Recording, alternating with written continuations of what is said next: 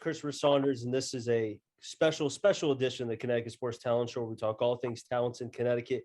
Typically, I get either the team that I'm broadcasting for, or teams for the coming week, or the top performance of the week. But this is special because this young man was picked as the All-American game, which will be played in Florida. It's only select few players that can. When they send their film, they have to answer questionnaires. This young man plays at Waterbury Career Academy, coached by head coach Pete Flamia. He's a linebacker and also a fullback. Carlos Calle, he's a senior. Carlos, it's a pleasure to be able to have you on, man. Thank you for having me. Thank you. You know, I think obviously, first off, congratulations on being selected. This is a special honor. I mean, have you been able to I know you're preparing for Seymour, so it's kind of like you really can't enjoy it, but this is a special moment for you. Yeah, right now, I took it in when I first got it, and I was like, my hard work is paying off now. And but I'm just kind of focused on the game. So yeah. Now you talk about the hard work, and I know obviously, I remember you when, your sophomore year in 2019 when Waterbury Career Academy had the best season amongst program history, had the fourth best season amongst public schools in Waterbury as far as record-wise for football. And I just think of all of that talent. I think of the Gopis of the world, Daryl Coombs, I can go on and on and on. Being around that, man, do you think that kind of helped you as far as where you are now as a football player? Yeah, I would say a bunch of those seniors from the 2019 class helped me. They all like kind of just showing me a different thing. Like David Manabula kind of taught me leadership. Gopi, he was just full speed, 100% practice game. So I was like, yeah, I got to go 100% everywhere, anytime. So yeah, they taught me a lot. Now, when I watch your film, man, because I was talking with you before we started this, it's 100%. It's like if a guy beats you, you're catching the guy that beat you, and you can't teach hustle. Hustle is zero talent. It takes effort, and you have that.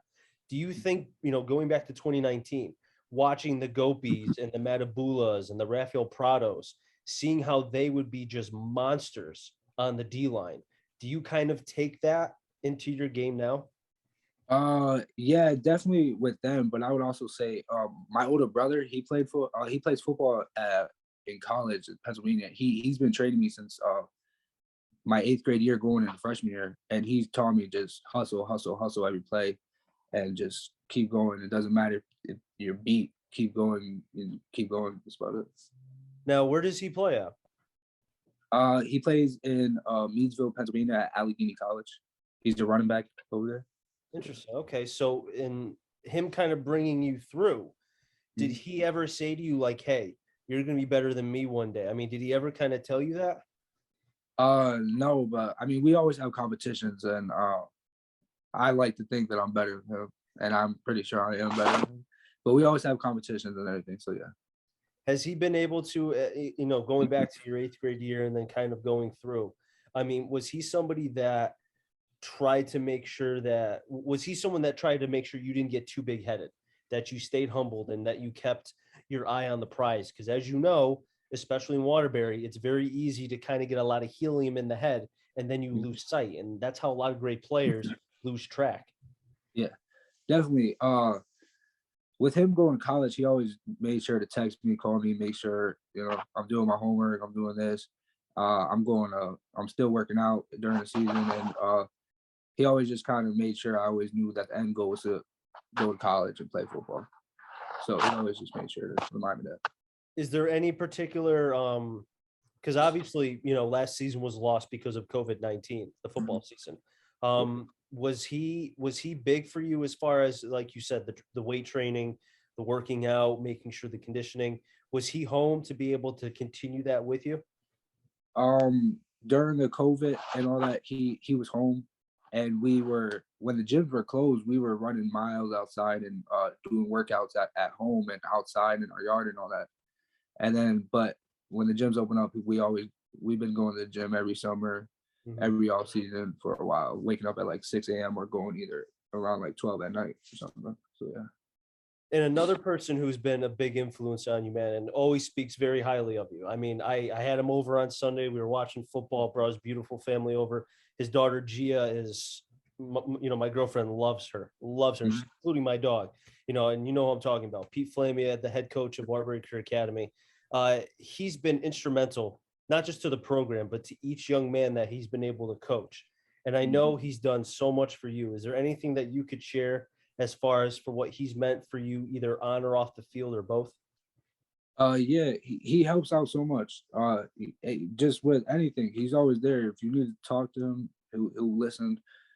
He helps out with recruitment. He helps me out with talking to coaches, and yeah, he's just he leads by example. He's a good person. So How important is it too that he's a no nonsense, tells it like it is? Like he's not someone that yeah. sugarcoats it. Like I remember it, and I've used this on the broadcast, and I think it's honestly awesome. The game against Watertown, you guys didn't play your best. The effort may have not been there for a lot of guys. So then Mhm. he basically, to use a better term, destroyed you guys during the film session, and then Mhm. after that, you guys have taken a complete 360. The effort's always there. I mean, that kind of stuff. I mean, just tell me about that. He's a great coach. Just his way of getting everybody to give in and go 100% is just amazing. And he gets us prepared for like the next level because in college, these coaches are not going to care about excuses or not like that. So he don't care about excuses. So yeah. Is there any particular either is there one moment that you remember from either when you were a freshman, sophomore, now, or maybe during the COVID season that either he said to you or mentioned to you that has really stuck with you now? Um, right before the game, the Watertown game, he came up to me and told me that with missing my junior year, he came up to me right before that game and said it all starts now. So I got to go out there and play 100%. And that kind of just that just started off the season in the right way. And I was like, yeah, this is missing my junior year. It kind of messed me up with recruitment, but I have 10 games to earn it back and all that. And playing 100%, I mean, is that something that you've always had as far as the work ethic and just having that drive? Is that something that you've had even when you were when you were younger? Yeah, I think I always played 100% and everything in all the sports I played. Just cause it's I was taught like that. Seeing my older brothers play sports and all that, and seeing them and all that. So yeah. So would you say you're kind of an old school kind of player, whereas you're new school in the sense of the way football is played now, but you play with a certain type of force and aggression, and like you said, the no nonsense, Mhm. 100% every single time. I saw you against Ansonia. You didn't have sleeves on. You were showing off the shoulder pads. I Mhm. just thought of like a 70s, 80s Chicago Bears. You know what I'm saying? Like that's Yeah, pretty cool, man. yeah. Yeah, I think I'm definitely old school, especially with my fullback thing. I take pride in my blocking, and I'm gonna try to get the person 10 yards back or get them on the floor and pancake them. So I definitely would say I'm old school. And I think obviously it's shown as far as in the film room and everything else in the play. I think a lot of coaches who played against Career Academy would say that. And it's shown now and one reason why you're here, one of the many reasons, you being selected on the All American game, which will be played in Florida. I just want to talk about that with you as Mhm. far as kind of, for people who may not know, what exactly is that? Um, it's a it's a game where they invite a bunch of kids all over the world or country. Just they select the best kids. You have to send them the film, and they'll just invite you in. There's like a 2 day practice, and then they have a big game just to broadcast your game and give you more exposure with recruitment. And you're playing against some good athletes in the world. Now, I know obviously, when is the game? It's a January 15th. The game is, I think it is. Okay. So it's going to be after the season, depending on what happens. If you guys have a deep run or whatever, it's not going to affect that, which is good. Yeah. Do you feel like that it could be the final, I guess you could say it could be the fourth quarter of your recruiting, where it's like the final time that you can really kind of put forth all the chips before you start to make decisions? Yeah, I think it could definitely be like something around the fourth quarter because um it could just give me more, colleges that want to recruit me, Mhm. or it could just help me out in recruitment in every aspect. So I don't know if you've thought about this, but do you think, I don't know if you can wear the Spartan on your helmet or you're going to be wearing your jersey from the Spartans or whatever, but do you feel like that you'll be representing not just the Spartans, but also Waterbury, and that whatever you do is going to be a positive, and you're representing, and I know a lot of people are going to be rooting for you in Waterbury and at Career Academy. mm. Yeah, I'm definitely gonna represent Waterbury because it's hard to, you know, get invited to these type of things when you're from Waterbury. Just Waterbury football is not really popular. Connecticut football is not really popular in general. So Mhm. it's hard to get invited to this. So I'm gonna represent Waterbury. And if they let me wear something that has a Spartan or anything, then I'm gonna wear it. Now, obviously, the season's starting to wind down. I know there's some big games going on. You got Seymour, you have Holy Cross. When I talked to you a couple weeks ago before the broadcast I had with Career Academy, you told me that there was a list that you kept mentally. I want to go after you guys wanted to beat the three teams that kept you guys out of the playoffs in 2019. You took care of Wolcott, and Sonia was close, and then it's Holy Cross. You got Mm-hmm. Holy Cross in a couple weeks. I know that's far down the line, but you got Seymour. You guys beat those two teams and then finish out strong the rest, you guys can make the playoffs for the first time in program history. So, it's a big deal for us in the team. Um, the whole team and I have a goal to make it to the playoffs. We want to be the first team in career to make it to the playoffs. And we've been working hard since summer and waking up at 6 a.m. getting practice.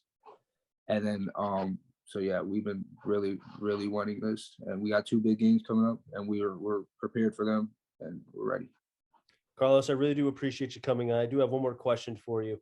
Obviously, I broadcast basketball as well, so I see you on the court and I see what you do, and it's fun because I always say, like, old school kind of basketball players, play bully ball. Yeah. They don't care what's in front. They don't care if they get a couple fouls. They're just gonna, show their dominance early. Show, like, Yeah. hey, I'm here. Just know I'm going to be in the paint. Yeah. How do you want to be remembered as far as on the gridiron and on the basketball court? Because you're a senior, so these games, Mhm. I don't mean to get sad here, but it's the final games here. I mean, your career Yeah. is starting to wind down at Career Academy. So how do you want to be remembered? I really just try to lead by example for the underclassmen and just give them a good example about hard working at 100% at practice, at the games, in the classroom, and all that. That's how I want to be remembered. That's you know what, dude, you do it 100%, and it Mhm. shows on the film. And before I forget, I can't. I have to ask you this. Against Ansonia, and I still have the video because it was great to watch. The little cornerback, the little guy, I think it was Jordan Williams, Uh, tackled. I think it oh was, yeah, yeah, he tackled like a 6 foot. I think it was Ingram or someone from Ansonia. I'd have to go back and look. And I yeah, remember watching the film, and I was like, that little guy just tackled and it was perfect form. I mean, yeah, when you watch him play, he seems like he has such good form defensively, and he knows how to make such good tackles. yeah. He's been doing that since his freshman year. He's the littlest guy on the field, but he's not scared of nobody. He's gonna go and tackle you, and he's a good tackler. So yeah. So if he goes up against the tight end from Seymour, Ospina, is he just going to be like, all right, I'm going to put everything I have into it, and if he doesn't go down, then I'll figure out another way to get him down? Yeah, he's gonna figure out a way to get anybody down. He knows what he's doing. I wish you nothing but the best of luck Friday night. And Carlos, I really truly hope that you have a fun experience when you go down to Florida in January, and Yep. hopefully you'll come back on and talk about the experience itself, because it's a special time and it's great for you and your Mhm. family. Yeah, definitely, definitely. Thank you for having me. No problem. I'll wrap things up here in the Connecticut Sports Talent Show. So until next time, stay safe. Remember, CT stands for Connecticut Talent. I'm on the journey to find them all. Enjoy the rest of your day, everybody, and be well.